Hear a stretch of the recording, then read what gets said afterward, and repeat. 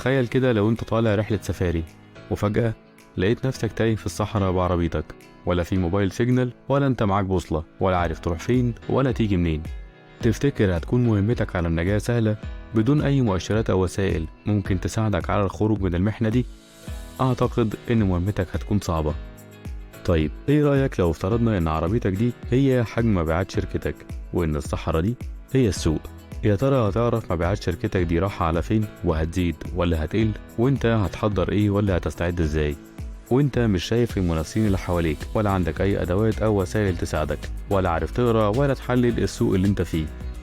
أكيد برضو هتكون مهمة صعبة جدا. التنبؤ بحجم البيع غاية في الأهمية، لأني لو قدرت رقم أقل فأنا كده أهدرت فرص. يعني لو أنا قدرت حجم بيع برقم وأنا بعت برقم أكبر، يبقى لو أنا كنت قدرت صح من البداية كنت قدرت أبيع أكتر بكتير من الرقم ده. يعني مثلا لو أنا افترضت إن حجم مبيعاتي السنة الجاية هيكون في حدود 2 مليون جنيه، وجهزت خامات وعمالة وساعات تشغيل تناسب حجم توقعاتي، ولقيت نفسي آخر سنة بايع ب2 مليون ونص، يبقى لو كنت أنا حسبتها صح من الأول كان ممكن أبيع بأكتر من 3 مليون جنيه، لأن حجم الطلب كان أكبر من حجم توقعاتي.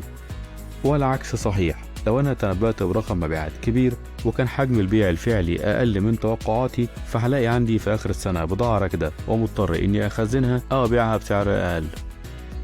مثلا لو مطعم فتح جديد وكان حجم العملاء والأوردرات أكبر من استعداده وقدرته على إنه يلبيها، ده هيخليه يفقد جزء كبير من العملاء. التنبؤ مهم جدا على كافة المستويات، مش في البيع بس. انت محتاج مثلا انك تكون قادر تتنبأ بمصروفات السنة الجاية عشان تقدر تستعد وما تتفاجئش بمصاريف مدرسة او فاتورة متأخرة او اي التزامات مش محسوبة. لكن خلينا هنا نتكلم عن التنبؤ بالبيع، وده عشان تقدر تحط هدف وتارجت بيع للفريق اللي شغال معاك، وكمان الشركة تكون قادرة انها تتنبأ باحتياجاتها في الفترة اللي جاية من الخامات والموارد، وتقدر تكون صورة واضحة عن خطط الانتاج والهيكل الاداري.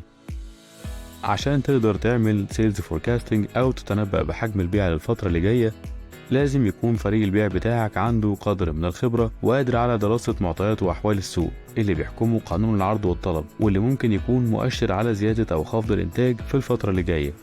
واكبر دليل على تأثير قانون العرض والطلب هي الفترة بتاعة كورونا، لما زاد الطلب على حاجة معينة ده تسبب في زيادة البيع وزيادة السعر كمان. ودلوقتي ازاي نقدر نتنبأ بحجم البيع؟ التنبؤ بحجم البيع بيتم يا إما بطرق نوعية بنعتمد فيها على خبرة مديرين البيع والتسويق أو رأي العملاء أو عمل مسح ميداني أو الاستعانة بمكاتب استشارات البيع والتسويق، أو طرق كمية بنستند فيها لتحليل أرقام البيع في السنين السابقة. من أشهر الطرق النوعية طريقة اسمها أتار، وكل حرف هنا بيشير لكلمة معينة. A Awareness، هتقدر توصل لقد إيه من شريحة العملة اللي أنت كنت بتستهدفها، وهنرجع هنا لرأي خبراء الدعاية والتسويق. T Try، كام في المية من العملاء اللي انت وصلت ليها ممكن يجرب المنتج بتاعك، ورأي هنا لخبراء دراسة وتحليل السوق. A Availability، هتقدر توصل لقد ايه من الناس اللي قررت تجرب، وهنرجع هنا لمديرين البيع والتوزيع. R Retry، قد ايه من اللي قرر يجرب المنتج بتاعك قرر يشتريه تاني، وبنرجع هنا برضو لرأي الخبراء من خلال تحليل منتجات مشابهة. فهنفترض مثلا انك قدرت توصل ل70% من شريحة العملاء اللي انت كنت بتستهدفها. 60% منهم قرر يجرب المنتج بتاعك.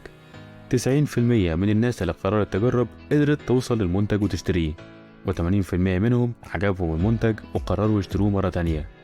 فهيكون حجم المبيعات المتوقعة كالتالي: شريحة العملاء المستهدفة في 70%، في 60%، في 90%، في 80%. وده بيتم على أساس فترة زمنية محددة انت افترضتها أثناء التجربة. أسلوب أتار ده مش دقيق بدرجة كبيرة، لكنه بيقرب الصورة وتقدر من خلاله تحدد أرقام تقريبية، خصوصا لو منتج جديد ومفيش أي أرقام سابقة تقدر تعتمد عليها، فانت هتعتمد على رأي الخبراء وتحوله لأرقام ممكن تساعدك.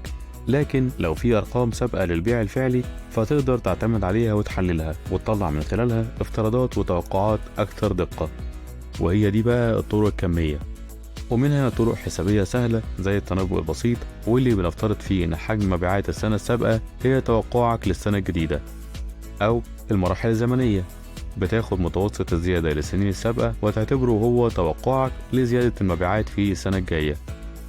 وفي طرق تانية كتير أكتر دقة بنعتمد عليها في تحليل أرقام البيع للسنين السابقة، وبيكون فيها نصيب كبير لعلم الإحصاء مع استخدام الإكسل، زي حساب معامل الاختلاف والتحليل الخطي وحساب العام الموسمي.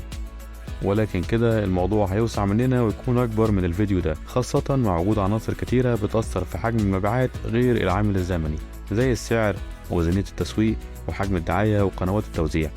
فأنت هتستخدم أكتر من طريقة، وهيكون عندك أكتر من توقع لأرقام البيع عشان يكون عندك حلول وخطط بديلة.